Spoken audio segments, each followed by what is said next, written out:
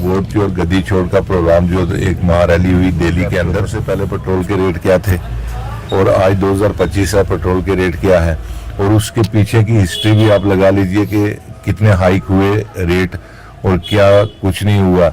ये जो भी कुछ हो रहा है ये बीजेपी अपने पॉकेट में रखने के लिए, अपना वोट बैंक बढ़ाने के लिए और अपने लोगों का भरपूर प्यार मिल रहा है, पार्टी स्ट्रेंथन हो रही है। आपने देखा होगा कि कल भी हमारे विधायक जी ने मुरादपुर के अंदर, जिसको भारतीय जनता पार्टी अपना गढ़ मानती थी, उसके अंदर भी जाके लोगों ने वहां पर ज्वाइनिंग शुरू की है अभी तो के लिए। और देखिए ये हमारे विधायक जी का कहना नहीं है कि उन्होंने मंदिर के पैसे खाए, ना वो मंदिर मस्जिद की पॉलिटिक्स करते हैं, ना वो हिंदू मुसलमान में भेदभाव करते हैं, ये वहाँ के लोगों ने कहा। लोग ये बातें कह रहे हैं कि आप भी मेरे साथ लोगों की बात ही पूछ रहे हो, अपने पर्सनल इंटरेस्ट के लिए आप कुछ नहीं पूछ रहे हो। आप भी लोग देखिए, वो कौन कह रहा था कि एलजी हमारा है, सेंटर में सरकार किसकी है, एडमिनिस्ट्रेशन किसकी है, आज डीसी साहब किसकी ज्यादा बात सुन रहे हैं। हर चीज को फ्रंटल ऑर्गेनाइजेशन बना के रखा हुआ है बीजेपी ने अपने साथ। हम तो उनके पाप धोने में लगे हुए हैं। कोई किसी को सवाल पूछो तो दूसरे दिन उसके घर में रेड हो जाएगी, दूसरे दिन उसके ऊपर कोई ना कोई एलिगेशन आ जाएगा।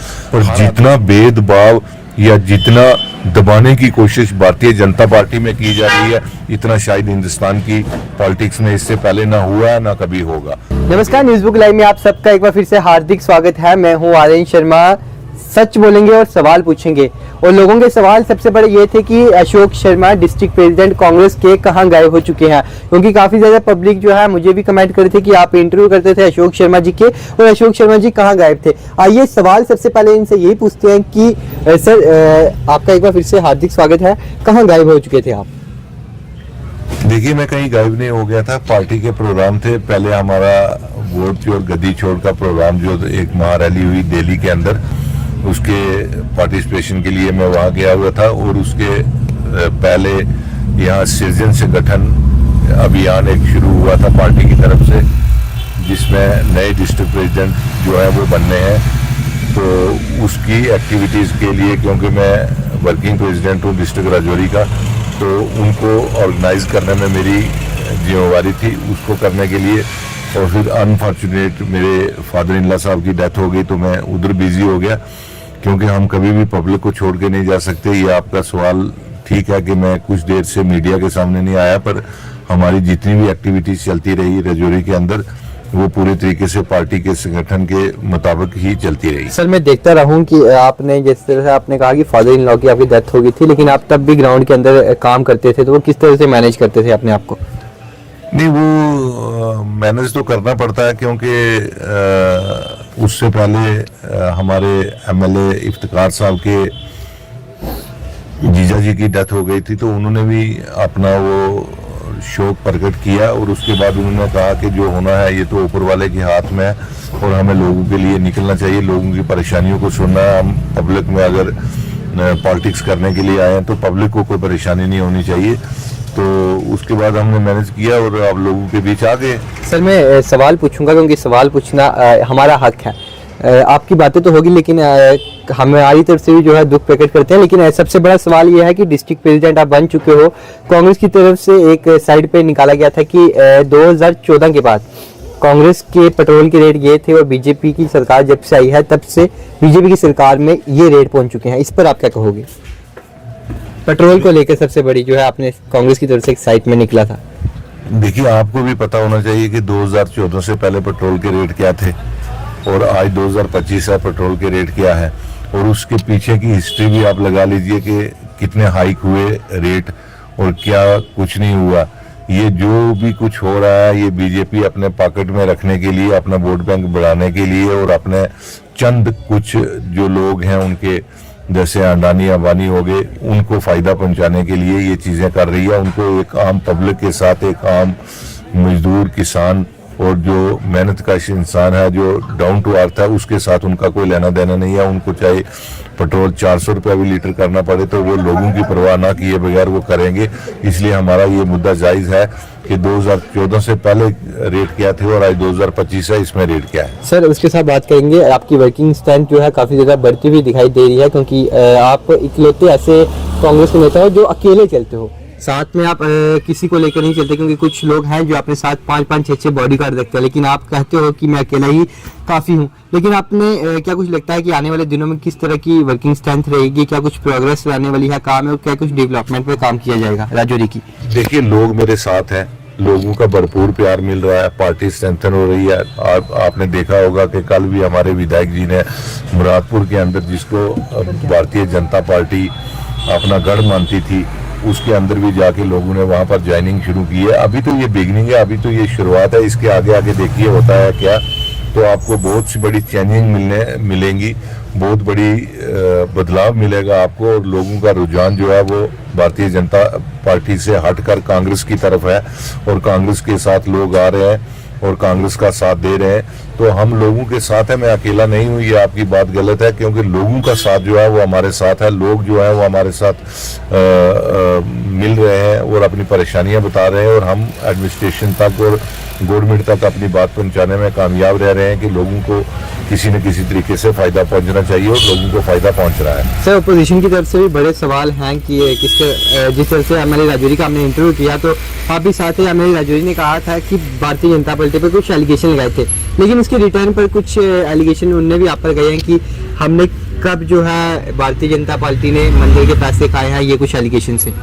देखिए, ये हमारे विधायक जी का कहना नहीं है कि उन्होंने मंदिर के पैसे खाए, ना वो मंदिर मस्जिद की पॉलिटिक्स करते हैं, ना वो हिंदू मुसलमान में भेदभाव करते हैं। ये वहाँ के लोगों ने कहा है, ये लोगों ने कहा है, उस चीज को उन्होंने कैरी किया होगा। ये गलत बात है कि एमएलए राजौरी सर, जो एमएलए राजौरी हैं वो कह रहे थे कि कुछ लोगों से जब मेरी बातचीत हुई तो उनने ये कहा, लेकिन अभी जिस तरह से मैं बताऊं तो मुरादपुर से कई लोगों ने जो है बीजेपी छोड़ के कांग्रेस को ज्वाइन किया, इस पर आप क्या कहोगे? वही लोग कह रहे हैं कि लोगों ने मंदिर के पैसे खाए हैं और अपने घर परिवार को बढ़ावा दिया है। ये एमएलए साहब का कहना नहीं है, ये लोगों का कहना है। जो लोग बात करेंगे, एमएलए साहब वही बात करेंगे, हमारी पार्टी वही बात करेगी, क्योंकि हमारा मकसद जो होता है वो लोगों की बात को सुनने के लिए होता है, लोगों की बात को आगे रखने के लिए होता है। हम अपने लिए कुछ नहीं करते, ना ही अपने मुंह से कोई बात बनाते हैं। जब लोग ये बातें कहेंगे, आप भी मेरे साथ लोगों की बात ही पूछ रहे हो, अपने पर्सनल इंटरेस्ट के लिए आप कुछ नहीं पूछ रहे हो, आप भी लोगों की बात कर रहे हो। तो जब लोग ये कहेंगे तो फिर उस बात को हमें भी जस्टिफाई करना पड़ेगा कि क्या ये बात सही है या गलत है। तो कांग्रेस ने कहा है, एमएलए सर के बयान थे कि पिछले 10 सालों से भारतीय जनता पार्टी के मतलब कि मैं पाप धो रहा हूँ। कौन से पाप थे? क्योंकि और भारतीय जनता पार्टी की तरफ से ये जवाब आया कि आप पिछले 10 सालों से हमारी सरकार ही नहीं थी जम्मू कश्मीर के अंदर। देखिए, वो कौन कह रहा था कि एलजी हमारा है? सेंटर में सरकार किसकी है? एडमिनिस्ट्रेशन किसकी है? आईडीसी साहब किसकी ज्यादा बात सुन रहे हैं? हर चीज को फ्रंटल ऑर्गेनाइजेशन बना के रखा हुआ है बीजेपी ने अपने साथ। हम तो उनके पाप धोने में लगे हुए हैं कि लोगों को किसी तरीके से राहत मिल सके, कुछ ना कुछ हो सके। आज किसी भी ऑफिसर के साथ कोई किसी को सवाल पूछो तो दूसरे दिन उसके घर में रेड हो जाएगी, दूसरे दिन उसके ऊपर कोई ना कोई एलिगेशन आ जाएगा। हर आदमी दूध का धुला हुआ नहीं होता है, हर आदमी की कुछ ना कुछ कमजोरी होती है। पर जितना भेदभाव या जितना दबाने की कोशिश भारतीय जनता पार्टी में की जा रही है, इतना शायद हिंदुस्तान की पॉलिटिक्स में इससे पहले ना हुआ है, ना कभी होगा। क्योंकि मतभेद होता है, मनभेद नहीं होता है। और आज भारतीय जनता पार्टी और उसके ऑफिसर्स, उसके लोग जो हैं वो मनभेद कर रहे हैं। ये जो बात है, ये आम हिंदुस्तान की पॉलिटिक्स के लिए, उसके सेकुलरिज्म के लिए और उसके लिए हर चीज गलत है ये।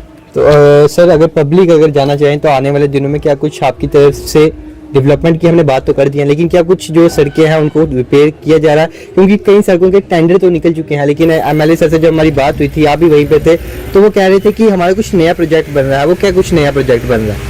देखिए, मेरी बात सुनिए आप। प्रोजेक्ट नया क्या बनना है? पिछले 11 साल का कोई जवाबदेही हमें दे नहीं रहा। विरासत में एमएलए साहब को राजौरी की आप बात करते हो तो विरासत में उनको क्या मिला? टूटी फूटी सड़कें, खस्ता हालत, खजाना खाली, हर चीज। उसको इम्प्रूव करने के लिए वही एक वाहिद शख्स इफ्तिखार साहब जो इस बुरहान की घड़ी में, इस मुश्किलात की घड़ी में मुकाबला कर रहा है और लोगों को कर रहा है। आज जम्मू कश्मीर किसी भी मंत्री को ले लीजिए, किसी भी एमएलए को ले लीजिए, किसी भी ब्यूरोक्रेट्स को ले लीजिए, जितना काम शायद हमारी रजौरी में हो रहा है, ठीक है चंद आदमी कह रहे हैं इस बात को कि काम नहीं हो रहा क्योंकि उनकी दुकानदारी जो है वो बंद हो चुकी है, उनकी दुकान जो है वो बंद हो चुकी है, उनकी दुकान पे अब कोई खरीदार नहीं जाता है क्योंकि उन्होंने हमेशा हिंदू मुसलमान की पॉलिटिक्स की, उन्होंने हमेशा लड़ाने की कोशिश की, मंदिर मस्जिद की पॉलिटिक्स की, शमशान घाट और कब्रिस्तान की पॉलिटिक्स की। आज डेवलपमेंट की बात हो रही है, आज यहाँ रजौरी में डेवलपमेंट की बात हो रही है। आप डेवलपमेंट इसको न देखिए कि ये टाउन हॉल है रजौरी के अंदर तो इसी की डेवलपमेंट होगी, यहाँ 4 दुकानें बन गई तो यही डेवलपमेंट होगी। हम वो उनका कहना है कि मैं 90,000 वोटर्स का एमएलए हूँ, मुझे 90,000 लोगों को देखना है, चाहे वो गरीब है अमीर है किसी भी तबके से ताल्लुक रखता है, मुझे उसकी डेवलपमेंट करनी है। और आज चौमुखी विकास जो है वो रजौरी कंस्टिट्यूंसी में और डिस्ट्रिक्ट में हो रहा है। पूछ के लोग हमारे पास आ रहे हैं एमएलए साहब के पास कि हमारी ये मुश्किलात है। कल परसों की बात है कि हमारे कांग्रेस के बड़े प्रवक्ता हैं, स्पोक्स पर्सन है, तो उनका कोई काम था, उनकी कोई ट्रांसफर थी, तो वो भी अपने आप के एक दिग्गज लीडर माने जाते हैं। तो उन्होंने कहा कि मेरी ये ब्रदर इन लॉ की ट्रांसफर है, इसको आप करवा सकते हो, मैं नहीं करवा सकता हूँ। तो उन्होंने वो करवा के दी। तो मेरा कहने का मतलब है कि हर चीज पे वो नजर रखे हुए, चाहे वो पार्टी का काम हो चाहे बैरूनी पार्टी का काम हो। आज भारतीय जनता पार्टी के कितने लोग जो है वो एमएलए साहब के पास जा रहे हैं, कुछ लोगों के डर के मारे वो बिहाइंड द कर्टन जा रहे हैं और कह रहे हैं कि हमारी मजबूरी है, आप काम तो अच्छा कर रहे हो पर हमें प्रेशर है।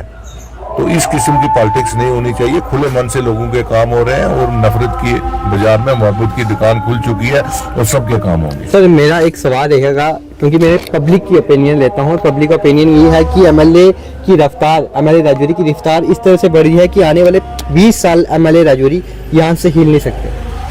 देखिए मैंने तो सबसे पहले ये स्लोगन दिया था और मैंने क्या दिया था, मैं अपनी तरफ से कोई बात नहीं करूंगा, ये लोगों की मैं बात करता हूँ। लोगों ने कहा है कि 25-30 साल तक ये एमएलए साहब कहीं नहीं जाने वाले हैं क्योंकि इतनी वर्किंग को कर ही नहीं पाता है। रात को 2 बजे आप इनको फोन करोगे तो ये अपना फोन उठाएंगे। अब जैसे मेरा फोन अभी बजा है तो मैं आपसे बात कर रहा हूं तो मैं फोन उठाने में असमर्थ हूं। इस किस्म का कभी कोई एपिसोड हो जाए कि जब वो किसी से बात कर रहे होंगे तो फोन नहीं उठाया होगा, रात के 2 बजे 3 बजे 4 बजे जब भी आप फोन करोगे उनका फोन हमेशा आपको अवेलेबल होगा और वो लोगों की बात सुनेंगे और लोगों की ही बात करते रहेंगे। तो मैं समझता हूं कि आने वाले वक्त में रजौरी की हिस्ट्री बदलेगी।